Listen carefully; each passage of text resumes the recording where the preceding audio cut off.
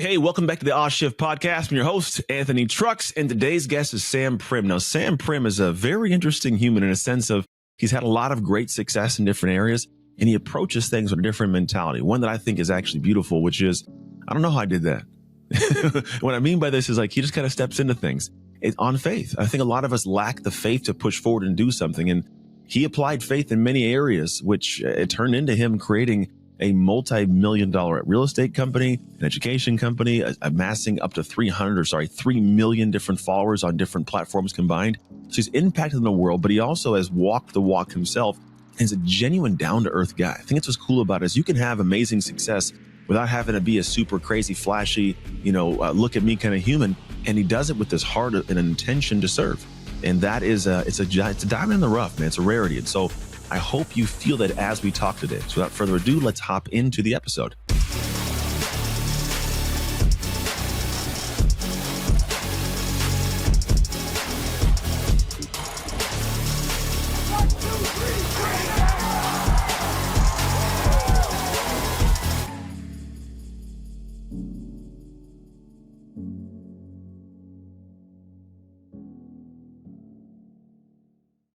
Hey, welcome to the show. We are here with, well, I already mentioned who we're here with, Sam Primm. How are you doing, Sam? I'm doing well, man. Excited to dig in and have some fun. Me too, man. Actually, I do. I am excited for that. I know it's like the thing you said, like, I'm excited for that. Like, I actually do look forward to these times and impact people's minds. I find there's a lot of gold inside of your head and your heart. And if you can find a way to get it out, which that's kind of my goal today, we'll get some good stuff to give to the people. So let's do this. I always open the show with the same question. You can take it wherever you want. You can be super bashful or you can just be boastful, completely up to you. But here's the question. I'm walking around town, St. Louis, Missouri, where you happen to reside. I sit down at a coffee shop. I sit next to this cool dude. It's you. I don't know you. You don't know me. But for some reason, you feel compelled to turn and start talking to me. In your opinion, why should I listen to you? I think you should listen to me because I have a unique way to have perspective and not perception. Perception is how you view the world through your lens, and that's real.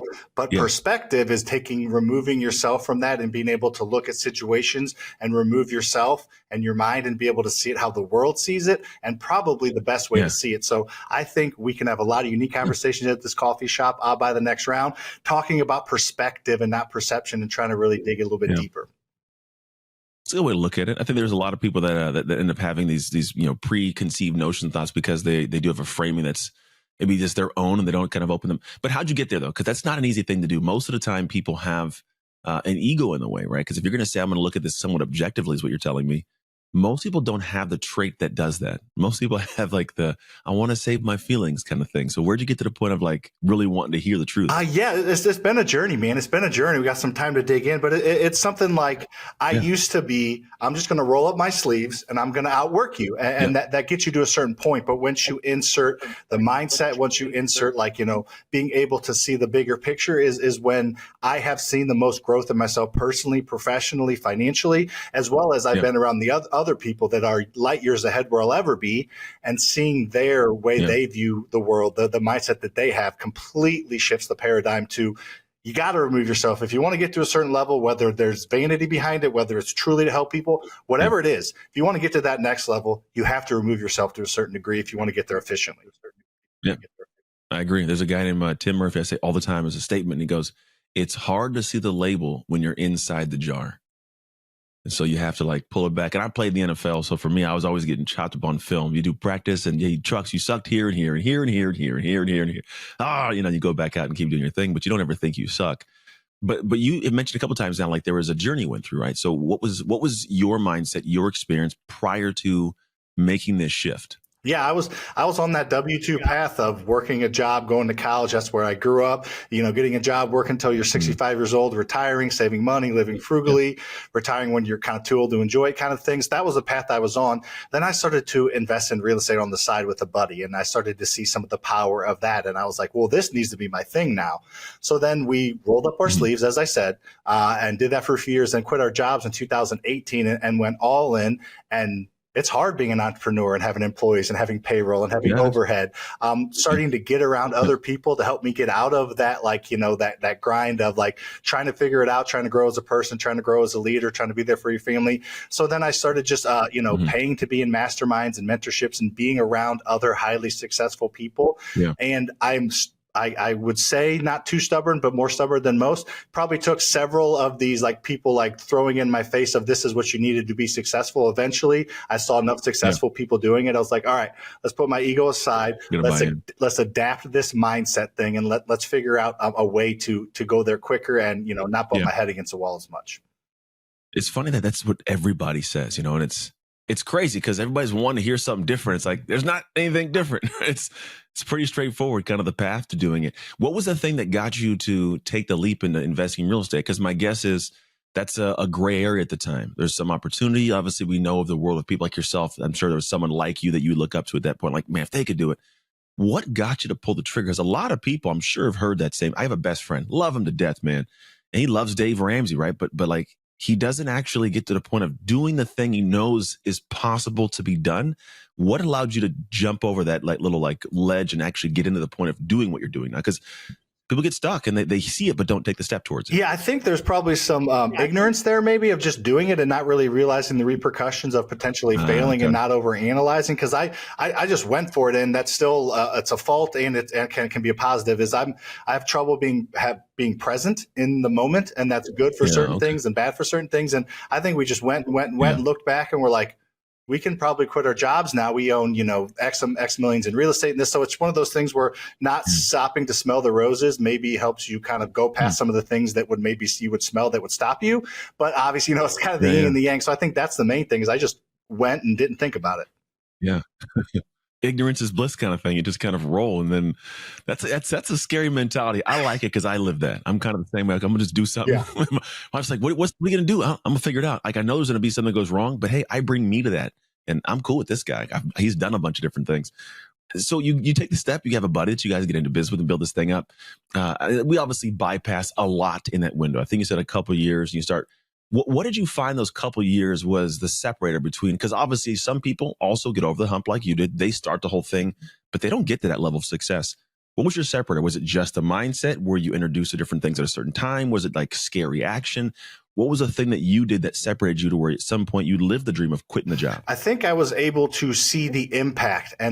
So I started to post on social media a little bit and started to kind of show my story. And then I saw other people's story. And I think that just built confidence in me to seeing the actual impact it had on me and my business partner, but the impact it had on other people. And it's like, if all these people are doing it, we can kind of do this together online via social media as well as just do this together. So I think it was more just building that confidence up because I needed to actually see it and see the impact of it. Gotcha. And then what was it like having a partner in this? Because I'm assuming there's going to be some part of accountability. Did you have any battles? Because while your partner sounds like it was a business partner, sometimes like the spouse ain't on board. Sometimes the friends are like, hey, you're an idiot. Don't do that.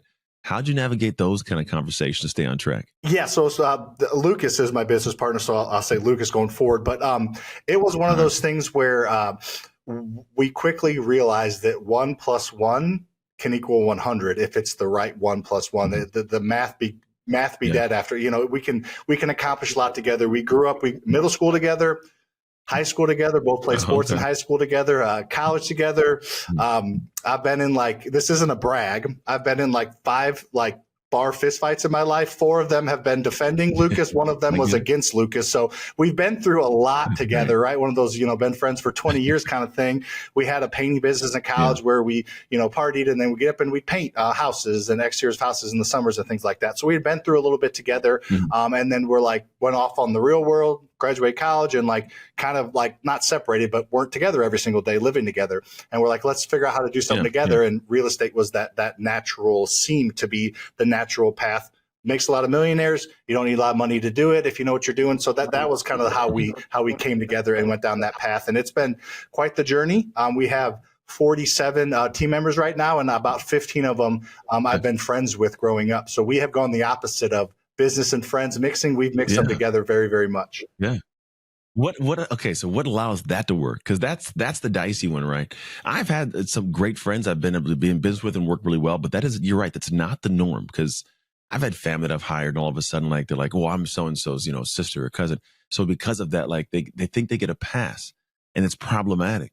How do you work with people like that for long term, like without having? I mean, do you have the headaches, but you understand how to navigate them? Like, what are the discussions you have to set the standard? How does that Yeah, work? so we've had some headaches for sure in general, but we've gotten pretty good at like kind of preemptively striking them, setting the expectation, communicating clearly to everybody on the team, including the person we're bringing in, the value of their role. Yeah. And we have had to move people around a few times, but fortunately we have, three different companies where we've moved people, companies, and it's the right person. They're the right culture fit. We don't hire all our Mhm. friends, but we know they're going to go through a brick wall for us because of the loyalty of being friends for Yeah. so long. And that says a lot. I can help teach you, or we can hire somebody to teach you a skill. But if I know you have my Mhm. back, no matter what, that's a great place to be. So I think setting the expectation and then Yeah. having some flexibility, because our flipping company, we flip 250, 300 houses a year, and the COO, Yeah. everything reports to Matt, and that's Lucas's brother-in-law. So and everybody's okay Oh, with that. okay. Everybody respects Matt, and he does an incredible job because we hold Matt accountable to Beautiful. certain metrics. So they don't see us letting.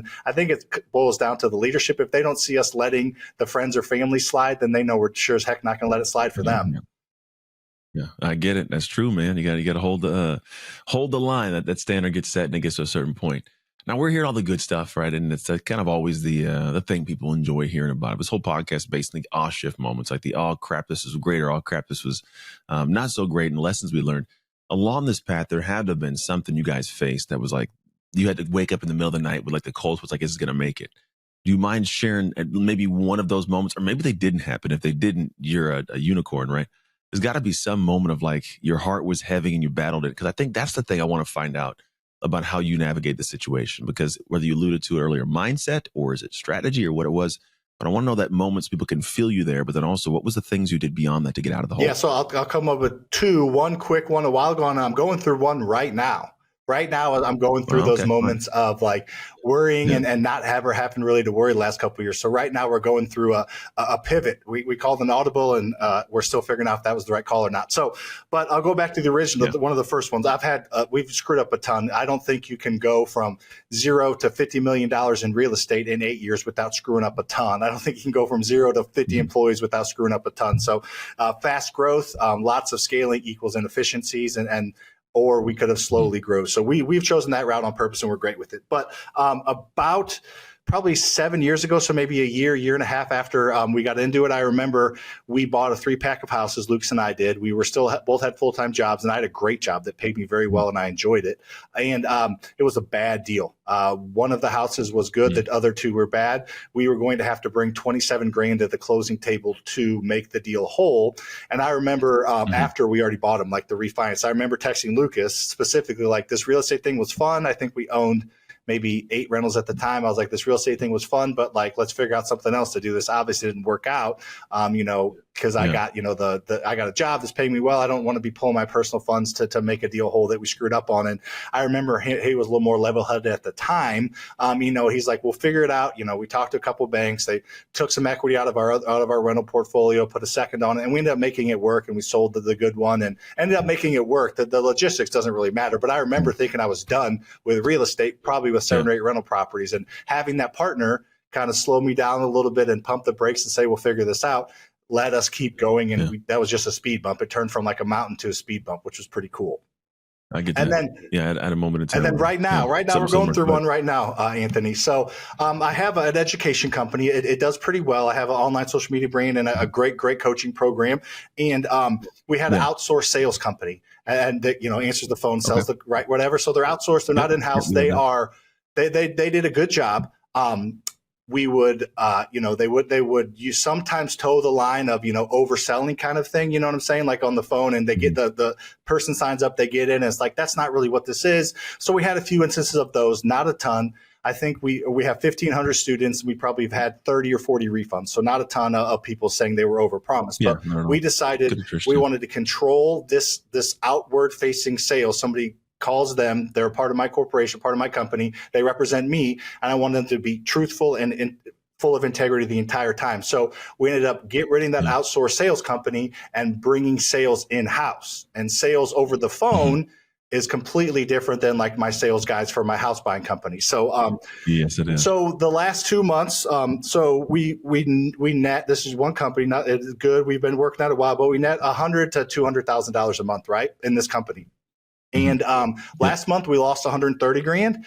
This month we're on pace to lose about 50 grand. So we're digging out of it. But with the losses plus the not getting profit, it was about a $500,000 decision in the red, not the black, of trying to do things the right way and taking a step back so we can scale and pull things forward. So is it the right decision? I think so. The wallet and the bank accounts and the retained earnings are getting squeezed a little bit, but it's what we did, and we're trying to figure out a ton of different strategic ways to do it. Rewriting the sales script, coming out with products that don't need to be sold over the phone to keep the revenue coming in. So, anyways, long story, we can kind of unpack that, but I'm living it right now, man.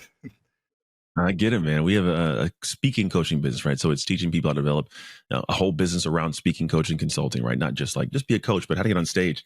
It's the same thing. Like we had great months. We were doing the net about 120, 150, and then it dropped and dropped. I was like 30 grand one month, and it's like, what's going on? And you got to step into the whole thing. And so we have the same thing. We had an outsourced team of people that did sales. And so I'm hearing a story going like, you're not alone, man. I think everybody navigates this at some point. But I will say this, getting my hands into the mix of it, right? Not that I'm controlling it by any means, but being able to understand what goes on there. I now, and I'm sure you can bring, as you can bring more to the picture than the previous company would, because you understand the product differently, the customer differently. So if you can keep infusing that, you're going to be able to do way more than what they were doing. But that's kind of the journey to that level, right? You can't it'd be nice to like, hey, I'm going to get rid of you guys and I'm going to match exactly the next month. Like that's not going to be realistic, but it's definitely not somewhere it's fun in the middle of it. But I'm sure 5 years from now, you'll look back and go, great decision. Like, you're in the suck of it now, but great decision to have done that. Yeah, that's what I'm hoping for, and I'm confident we're going to get there. I definitely saw some type of pullback, but I didn't. We got a huge pullback, and lesson learned of having more than one. At the beginning in this education company, it's about 3 years old. We tried to do too many things, and then we focused on just this one product, this one deliverable, and did really, really well. And then it's a good lesson learned. And before you completely pull the rug out of your one deliverable, maybe have some other multiple streams of income in this one company. Now I have other companies that fortunately support my personal life, through the flipping and the rental portfolio. But yeah, that was a good lesson learned. Yeah, that's one of the good ones. That's one and the thing is crazy. You have to have had a certain modicum of success to learn that lesson.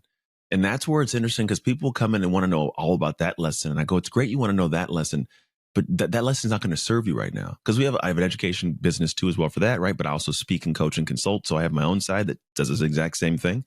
And people want to know like how'd you build this program and the coaches that are in here and how do you guys have this? I'm like, look, I can tell you all day about that, but it's going to answer questions that you don't have, answer questions that aren't your questions to be answered right now. Your first thing's going to be like, start super basic. Like it's going to be you on the phone. It's going to be you holding calls, you onboarding, you serving, delivering, right? And figuring things out. And then when you get something to be smooth and you want to kind of redirect, you then have to get phenomenal at teaching someone to be as good as you at that thing. That's the hard part too, is like, if you start building like systems and SOPs, like I now have to go, it's one skill set that I have, but I have to develop a skill of getting you as skilled as me or to that level. That's a whole other monster. Do you find yourself battling that as well? Yeah, for sure. So you got to trust them, right? You got to trust them, and you got to be okay with some mistakes and some inefficiencies to help build them up. Because you can write all the SOPs, you can have everything down to a T, but it's still a person on the other end. So there's still going to be issues and mistakes. And something that I've found that has been pretty beneficial for me is understanding, and I understood that pretty quickly, though, that there are people that are way better at certain things than I am. So rather than me trying to do so many things and, kind of, do them, half-assed a little bit, having people that are super good at those certain things and devote their full time into it, and they're way better than I would ever be. And it does allow me to focus on more of my genius, on what I'm good at. So there's that side of it too, is, what you're good at, you got to train them for, but also get over the ego of like, you can't do everything, right? There's people that are way better at doing things than you are. Yep. It was true, man. It's true for everything. I had the same issue in my brick and mortar businesses before I sold that, and the online world. It's all the same thing. It's just developing humans, and then it becomes fun. You can kind of scale some stuff. But the area of work, so we got the idea of what you've done and how you've built, right? But there's also some things that you focus on, as we'll call it, areas of expertise. What is an area of expertise that that you could sit back and go, look, if anybody had this problem, they can come to me and I'm gonna be able to sit down with them and navigate it with them? Yeah, I think one of the biggest things for me that I feel like I am an expert at is, handling that social media beast, because I focused on social media for 2.5 years now, nonstop. I was fortunate enough to have other companies. So in 2020, end of 2020 is when I started social media. And now I have, 2.7 million followers on TikTok, YouTube, Instagram, and Facebook. And it's because I spent 30 hours a week for 2.5 years on it. So I really understand what goes into that. And I get asked all the time, how do I grow my social media? And it's somebody that has hired out their, they hired out their video production and they don't come up with the ideas, and it's just not authentic. So it's usually a pretty easy problem to solve. But that social media thing is something that I feel like I've got a pretty good handle on that. And leverage, I think, is the best skill that I've been able to develop over the past year, probably, is leveraging. So you're leaning into some, already got some things you're leaning into. Because in my head, I go, okay, people ask all the same time, like, how do you grow because they can go Google something, how to grow followership. So you're saying that one of the things, the keys for people to actually do all their own stuff, filming, editing, ideation. 100%. Like, you played football. Like, what position did you play?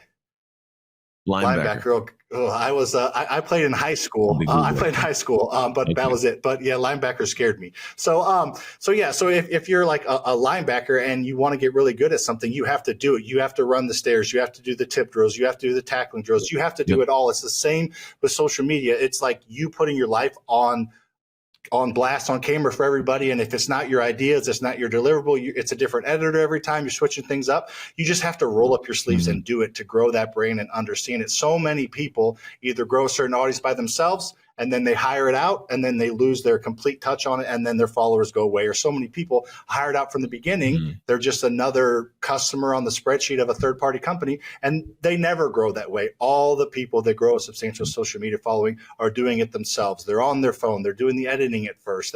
You can get help along the way, but you have to spend 10 hours a week, in my opinion, minimum, to actually substantially grow social media following. You're not going to be able to outsource something and, grow millions of followers just because, somebody else did it for you. I get it. I agree. Because then, it's just kind of you trying to do the bare minimum to get the maximum. It's you can't do that. You have to give full to it, which is funny you say it, because I'm in a space right now where, like, my social it's what it is. And I've kind of never focused on growth, if that makes sense. I create things that are in my content, in my mind, but I have never sat down and said, let me analyze how to actually grow it, which is interesting, because as I head into launching a new brand called Dark Work, there is that focus. Like, I've got this spreadsheet of like 290 different pieces of content I've like researched, and I look at it, I go, I like this, like the editing here, the music here. Like, so I'm kind of getting to that point of gearing up. And it's funny you say, like, doing the content. I've never tried. Not that I can't, I just never tried. I can do video stuff, I can talk, right? But it's one thing to look at these different pieces and go, how do they edit that? What's the audio? What's the lighting? Like, what kind of lens are they using? Is it something? How did the backdrop? Like, so I'm like finding myself like consuming YouTube videos like crazy to create what I want the brand to look like. Because I know that if I have that feel, we have a brand guidelines, I'll be able to bring it to life the way I want it to. And then at some point in time when I can really clearly tell somebody, yes, I bring somebody in. But it is a commitment, man. It does take a lot more time than, because at the same time I go, but I really want to focus on, like, I want to speak also, and I want to coach as well. Like, how did you balance that in the beginning before you kind of took? Was it just like, hey, I'm clearing this all out, I got a business here paying my bills, I'm going to spend 30 hours? Or did you start with that 10 hours minimum and build? No, I went all in. So I had those other businesses I mentioned, and that business partner, Lucas. So he kind of took the reins on the flipping company and the rental company, or rental portfolio and the flipping company, allowed me to focus, 30 hours a week on just social media, growing a brand. It was not very profitable for about a year and a half. I think we made 40 grand net profit the first year. So it was one of those things where if I didn't have those other businesses, I would not have been able to live on, that amount of money with my family and the lifestyle that I'd grown accustomed to. So I think it was just focusing my efforts, but luckily having those multiple streams to allow me to do it. All right. What was the biggest, learning curve for you? Like, what was something that you learned that when you set out, you were like, I've heard this, but didn't realize how incredibly important it is? Like, what's something that most people are like missing the ball on? For social media specifically, I have probably, and I've done a lot of it, so it's not like it's that big of a flex. So I probably have well over 50 videos that have 1 million views, and almost every single one has been recorded on my phone, edited in the apps like text. And then I have these videos that take my editing team. I have an editing team now. It takes them 8 hours to edit, 10 hours to edit, 15 hours to edit. And there's all these dramaticness and this lighting is perfect. And they just don't hit the same. So to me, it's simple. And authentic are what hits in all platforms, all social media, everything. And I've actually talked with other people about this, that these huge teams, and they're like, yeah, I spent all this money creating all these videos and all this stuff, and they didn't do anything. And I was just frustrated, grabbed my phone and I talked and recorded a video and it got 100,000 views. It's like, because that's what people want. They want it real. They're on social media to be entertained, usually, sometimes to learn. They're scrolling between, football highlights, a comedian, a girl dancing. They don't want to like have this crazy thing where they're having to figure out what's going on. They just want the message and they want it as simply put to them as possible. So that's something that I learned pretty quickly, just because that's all I had was me and my phone. And I was able to get so much traction right off the bat. And then as soon as I kind of started to like try to fancy it up, I kind of lost some traction and I learned my lesson pretty quick there. Interesting. Because we all essentially think you have to do that because the stuff that we like to look at, it's different. I think the entertainment aspect and education aspect are definitely two different monsters, right? Because I can go out there and be, want to get entertained, and what I'm going to look at's got to be vastly different than if I'm like, I really want to dive in and learn something. So when you were starting like creating the content, right? Because part of it's making this, did you choose a specific demographic? Like, this is who I really want to serve and nobody else? Do you kind of go broad with your messaging? Like, what was the focal point for you as you started tightening up and going deeper into it? You give me too much credit, my man. I just posted. I didn't have a plan. I was just one of those, I call it post, analyze, post. So I would post it. I would post several videos, and then I would be like a crazy person and like a lunatic and go back and watch all the analytics. Why did this video do better? Why did that one do better? That one looks more entertaining than me. What was it? Was it the background? Was it the hook? Was it the length of it? Was it the music I used in the background? So for me, it was just posting as much as I could. And then now finally, after, 3 years of doing this and a decent amount of followers later, now is when I am starting to make content for a specific avatar. We built 3 avatars, that we think that we want to attract. And now we're making videos specifically for those avatars to attract those people. Is what I'm doing now. But at first I just wanted to, every single video, I just wanted to make as potentially viral as possible for a while. And it worked out for the most part pretty well. Well, obviously, if you had almost 3 million or 3 million plus, obviously did very, very well, right? It's kind of a big piece. What's an unexpected benefit? Like, what's an outcome that you didn't expect that came from it? Was it impact, notoriety, messages? Like, what's something that you were like, I'm doing this, but like, there's something happened. You're like, oh dang, like I didn't see that, but it's awesome. Yeah, I think just honestly, there's the impact, which I did not ever think I would have, this many followers on social media and like have like, a following and people messaging me, hate, good and bad, the hate and the positive. I didn't expect any of that. I honestly started social media because I wanted to create a YouTube channel that got views like a rental property, $200-300 a month each video, and just stack videos and just make some extra passive income, $5-10 grand a month maximum. That was my original goal. And I wasn't very good at YouTube videos. I'm still not the best at long form content. So then I started to post short form content, and I just seemed to have a knack for it, or maybe it was less saturated, whatever it was. I really got a foothold in the social media and the short form stuff. So, honestly, the impact of having this many people, we get 10 to 20 million views a month on social media, like, it's our time, but it's not paid ad. It's all free. As far as paying for it. And then the income that comes with it. I told you earlier, this, 100 to 200,000, sometimes a lot more than that net income a month. I never expected the social media to be the biggest driver of that. It's still 70% organic signups, 30% paid ad signups. And I just never expected any of this to happen. But especially to be making TikToks for a living is what I joke with my 7-year-old daughter about. I think she tells her friends at school, my dad makes TikToks for a living and walks down the stair with one shoe on, kind of thing. So I did not expect really any of this, honestly. One of those things where I just went, right? Not being present, just go. Yeah. Now, has it always been a trait for you? Is it, because it sounds like there's a thread to that, right? It's with like growing up, did you kind of have like that lack, I almost say lack of impulse control, but like a creepy, weird belief? Like, was that inset by your parents? Did you develop that somehow? Because I'm seeing that thread throughout some of the stuff from like leaving the business to doing the social, because all of a sudden allocate 30 hours. Like, there's got to be some crazy faith within the fact that it's going to at some point be successful and worth the time. But it's interesting that you, like, where did that develop as a human? I think, again, a little bit of ignorance, maybe, but I think it's just I had seen myself become pretty successful, and like the little examples of like when you're when you're wherever you are in your life, even if it may look small, it was big at the time. Like I remember I played football, so we'll go down there, and in high school. So I played quarterback. Yeah. I started a little bit as a sophomore. And then as a junior, I played full time, and I, went back and in between junior and senior year, and I was like, wow, that's really cool that I was quarterback of this football team or whatever. And then senior year started to get newspaper articles written about me, college offers, anything like that, and didn't think anything of it, and decided to just go to school. I wanted to go to a big school. I wasn't good enough to go to a big school. I wanted to just go to a big school, have a college experience. But then looking back, I was like, wow, that was really cool. It's on the front page of the newspaper, like I'm in it, and it doesn't seem like a big deal. But I look back, and 2 or 3 years later, I was like, holy crap, that was a big deal. Same with quitting my job. I was in it. I was making $250,000 a year at a job that I liked and had freedom with, and I didn't think anything of it. And I quit and look back. I was like, wow, that was crazy. I think it's one of those things. I don't know if that really answers your question, where I just do it and have confidence I'm going to figure it out. And I look back, I was like, wait, that was maybe a little bit bigger of a deal than I thought it was. Yeah. No, I don't think it's a thing where I think it does answer the question, because sometimes it's like the idea of like a Michael Jordan, like they're like, oh, he's just, he naturally has, like, no, somewhere develop it, and that faith gets reabsorbed, and then you can reapply it somewhere else. Because once you've done something and had some success, you have this like internal like voice. It's like, you could do that. Like, you remember that one thing you couldn't do, but you figured it out, like, you could do that. And it does become fun, and life gets lived differently. I know that maybe you're like me, like I live life in my pocket of space vastly different than anybody else I know. I'm the weirdo. Like, I travel out and I hop on a stage and I talk for a couple hours, and I come home and I'm just a guy that sits around that same as you, just walks downstairs, one shoe on, literally just hanging out of the house most days. But at the same time, I get to do a lot of things that fill my heart, that give me the ability to kind of have great energy to serve my clients in the way that I do.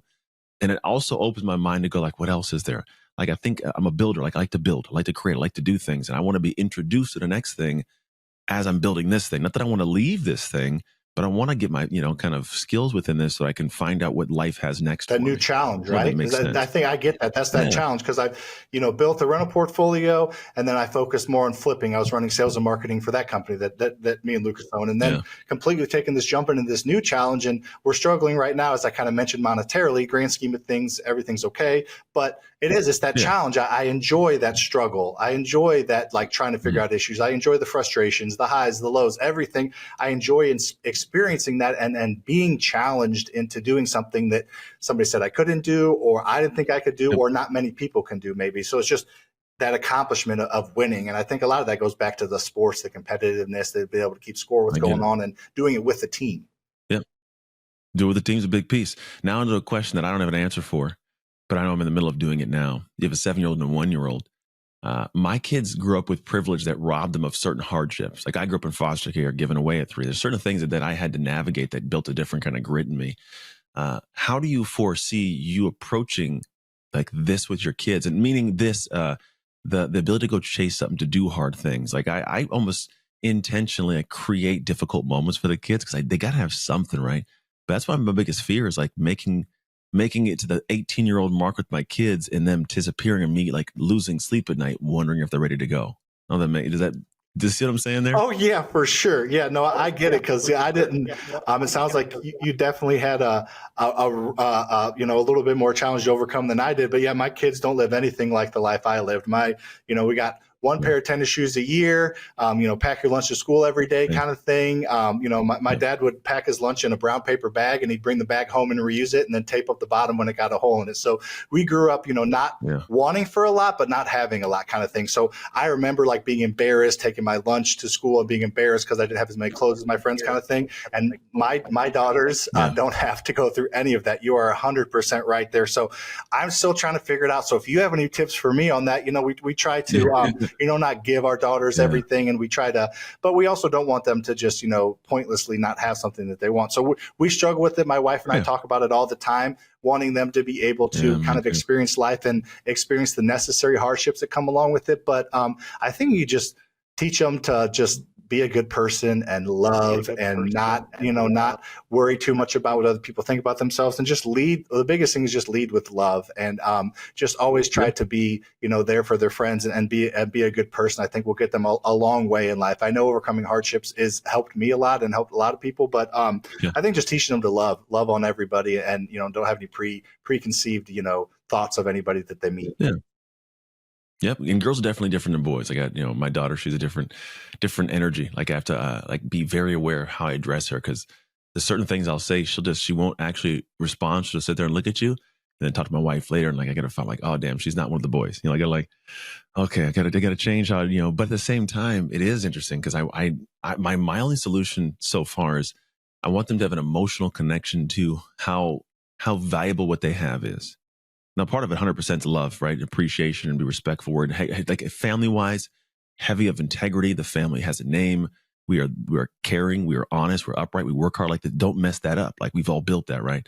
But at the same time, like there's areas where I want them. I want them to struggle. Like want them to have things they battle because it's not just about doing the hard thing that allows them to get the accomplishment, but it's like it develops this pride and confidence. Like I think little girls need to have a ton of confidence. So like my daughter, I'll get on her. Like if I see her not like preparing, she wants to do track. Cool. Let's do track. We're going to prepare for that with everything you got. And so like we'll have our little spats and she'll look at me all funny, right? But then when she does something well, I celebrate it. If she doesn't, I'm very honest. We had a track meet this last week we went to up in Spokane, Washington. My wife, myself, my daughter all ran it. It's open meet. So old people track too. So I went out there and ran and my daughter did this thing and she wasn't the greatest. And I go, you realize that we had a conversation about this like 3 weeks ago in the kitchen about how you got through a workout. She's 14. She can have these conversations now. And she goes, I said, at that time, you were like, whatever, dad, shut up, dad, like that whole thing. But when you say you got through it, you didn't push, right? That's where you couldn't push in this race to win. It was that separation. So my solution so far, like 100% love and appreciate and share, but I do not want to rob them of the opportunities they get because they're few to have the hardships. And then for the things they do have, I'm big on this. And my wife doesn't like this. I think men, the dads, usually we're looking at preparation for life. And mom wants their kid to always be coddled and never have their feelings hurt, which is kind of an interesting little dance. But for me, I try to create moments when they have, like they've lost something or they want to buy something. I make them work, like actually work for things. Because I've found that if they have an emotional connection to the value of that dollar, they'll see it differently. And so that's kind of been my other part of it is like, I will do things that are super uncomfortable for my wife to watch, but that needs to be done because at some point in time, I explained to her, if we don't teach them this now, life's going to teach them later. And the repercussions are going to be a lot worse because of responsibility when they're 20 and 30 years old. I'd rather them learn it in a safe environment of 14, right? So that's kind of the dance of the privilege. Because I don't know. I've never been them. I don't know what their life is like. I see it. I don't know what the hell they're experiencing. It's kind of crazy. But yeah, man, I don't have the answers. Yeah. I ain't got all the answers, Sway. Yeah. No, I'll figure it all out in time. Yeah, I get you. I think we quick story. We did an exercise with our leadership team. We meet every Monday. Our executive team, we call it, that runs each of our companies and our financial staff. And we do 3 books and talk about each chapter. One of them was the top 2 or 3 people that have influenced you, and it was crazy. Every single person. The person that had the biggest impact on their life positively was somebody that was kind of hard on them, whether it was a parent or a coach. Like you want to be that coddling there. I do for the girls especially, but everybody, all 7 of us in that room said somebody that was hard on them. They appreciated whether they were young, middle age, or whatever it was. Somebody that did push them. So it's one of those things where she may be pushing back now, but she'll look back and be like, "Thank you for pushing me." That's the idea. And I actually, it's funny you said, I have the exact same language. I tell people, I said in my past, the person I hated the most, like at one point in time, was my college coach, Don Pelham. I'm talking, I hated his guts. Like the fact that like, if I was off season and I didn't have to see him, just knowing he was in town, like I didn't want to leave my house on the off chance, which was like 1 in a million, I'd run into him at a store. I just was like, I hated my coach. But I will say this, when I left college, went to the NFL, my first coach was John Gruden, Chucky from, at the time, the Buccaneers, and he was a walk in the park, man. And now the things I can do because of that. So yeah, I love him. I appreciate all that. And I find that the people have made me the best I hated in the moment. Like with a deep seated like dislike, maybe not a pure hate, but you're right. It always did grow you. And then in hindsight, you look back. So my daughter, we have a great relationship. Don't get me wrong. Like my kids, we're all super close to family, but there is those moments where like, they don't want to have to feel the pain of that. But I do know that they need to have that so that later on the pain isn't exponentially bigger than it should be because they didn't learn a lesson for too late, till too late. Yeah, no, for sure. I think it's important. It's difficult, man. There's no crazy answers. So what do you, when you look at this kind of future of what you're doing, because you're in a lot of different things, right? Between the real estate stuff and then the education company, the social media thing, where do you see yourself? Like, I don't want to say like, where do you see yourself in 18? That's not what I'm talking about. Like, where do you see it progressing towards? Because I know, like, I have my hands in different stuff, but I kind of have like a grayish direction of where I want it all to go. What does your grayish direction look like for all these things coming together? Yeah, it's kind of crazy. Are you okay with that? Yeah, crazy is always good, man. That's the stuff. Crazy people change the world, bro. All right. So my original goal is one house a year for 10 years.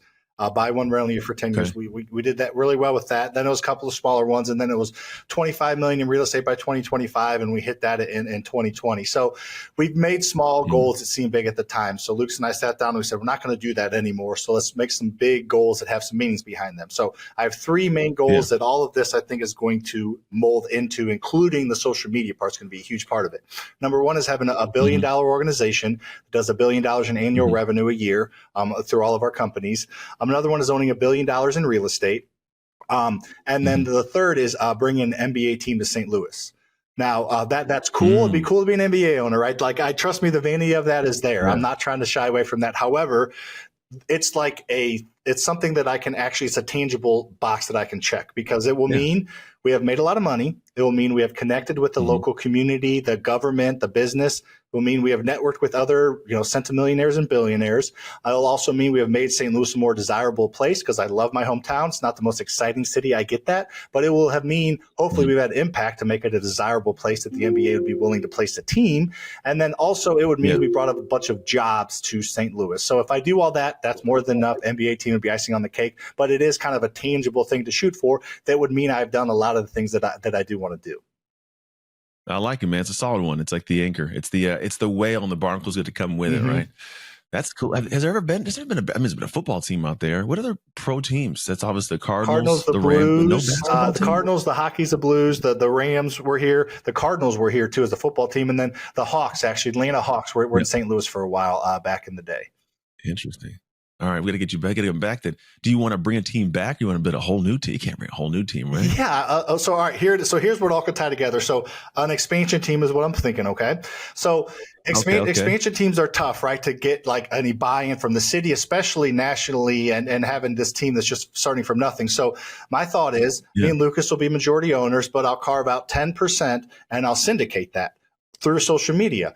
I'm just throwing out numbers there. For $1 million, you can own, or for $500,000, you can own 0.001% of the team. It won't be like the Packers, though. It'll be a legitimate investment where you will get your returns, get your income. It'll be like a syndicating apartment, but it'll be for the team. And then I'll have, if you live in New York and your buddy's dad owns a portion of the team, you're going to be a fan of that team probably, and you're going to buy the gear. So I think it would give us, we'd be able to raise some money from it. Probably, if I'm still doing social media in 15 years, I think I'll have 20, 30 million. So I think we'll be able to really pull some money from it. And then we'll have little pockets of fans all around the country when the team travels and stuff. So that's my pipe dream of syndicating an NBA team, not just an apartment complex. Because people syndicate $100 million, $200 million apartment complexes. So.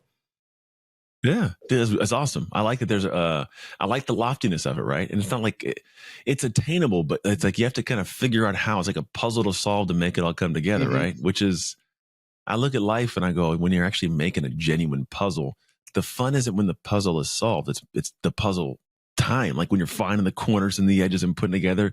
That's the fun of it all, right? And then you get to see it come together. It's cool in an aspect there. But if you're a puzzle builder, you want to keep building puzzles.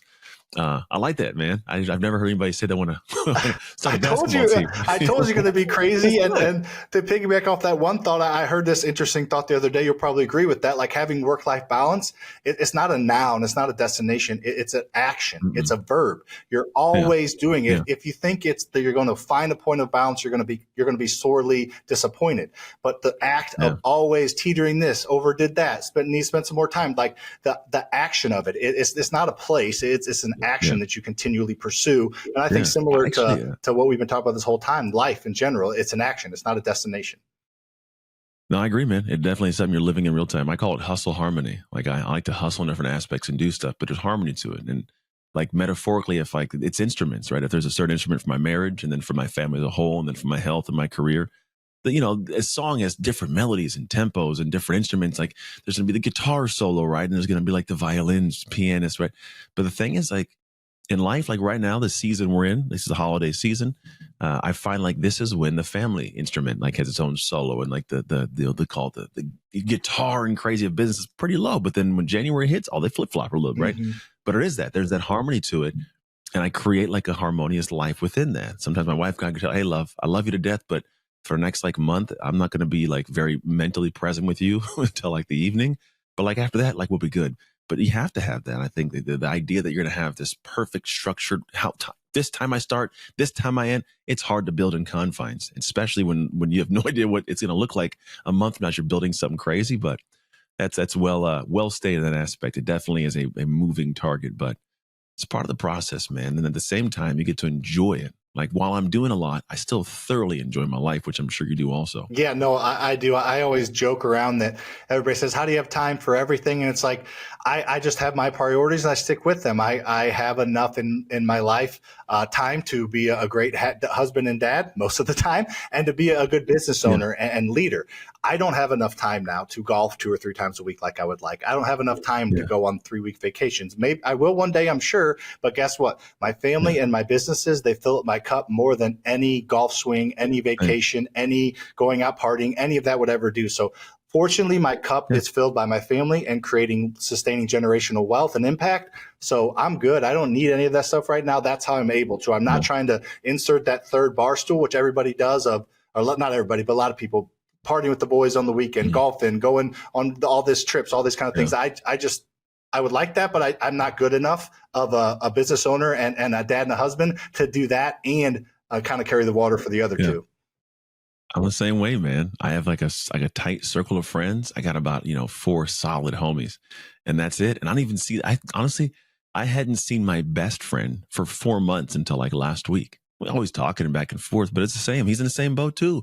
It's like you got the kids and the family. You start realizing why people they cleave to like their spouse and the family. And it's nothing against you. Like I love you as a human. If I see you, hang out, right?